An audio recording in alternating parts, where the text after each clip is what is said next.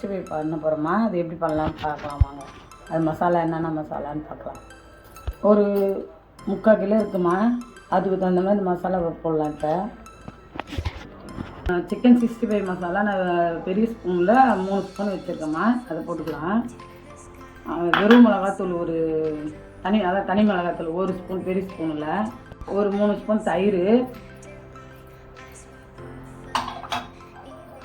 கொஞ்சம் அது சிக்கன் 65 மசாலா வந்து உப்பு இருக்கும், சாப்பிட்டு பார்த்துட்டு அதுக்கப்புறம் நான் இப்போ கொஞ்சமாக உப்பு போடுறேன். கொஞ்சம் மஞ்சள் தூள்மா, இஞ்சி பூண்டு பேஸ்ட்டு 1 ஸ்பூனுக்கு மேலே போடுறேன் நான், நீங்களும் அதே மாதிரி போட்டுக்கோங்க.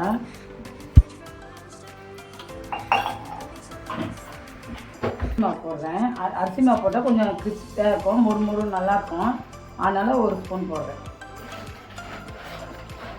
கார்ன்ஃப்ளவர் மாவு போடுறேம்மா, 1 ஸ்பூன் மேலே கார்ன்ஃப்ளவர் மாவு, அவ்வளோதாம்மா. இதை நல்லா நம்ம மிக்ஸ் பண்ணிக்கலாம். ஒரு 5 நிமிஷம் ஊற விட்டு அதுக்கப்புறம் நம்ம எண்ணெயில் போட்டு பொரிச்சிக்கலாம். கலர் பவுட்ரு, கேசரி பவுட்ரு போடுறோம்மா, கொஞ்சோண்டு கலருக்கு நல்லாயிருக்கும் அந்த கலர் பார்க்குறதுக்கு.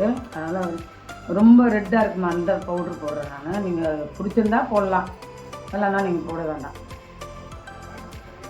இப்போ மிக்ஸ் பண்ணி 5 மினிட்ஸ் வைக்கிறேன் நான், வச்சுட்டு எண்ணெயில் போட்டுருவோம்மா, அவ்வளோதான். நீங்கள் ட்ரை பண்ணி பாருங்கள். எண்ணெயில் போட்டுட்டு நான் எடுத்து நான் உங்களுக்கு வீடியோ போட்டு விட்றேம்மா. எவ்வளோ ரெட் கலராக இருக்குது பாருங்கள், பார்க்குறதுக்கு அழகாக இருக்குது. அதே மாதிரி நீங்களும் கலர் பவுடர் போடணுன்னா போட்டுக்கலாம், இல்லைன்னா போட வேண்டாம்.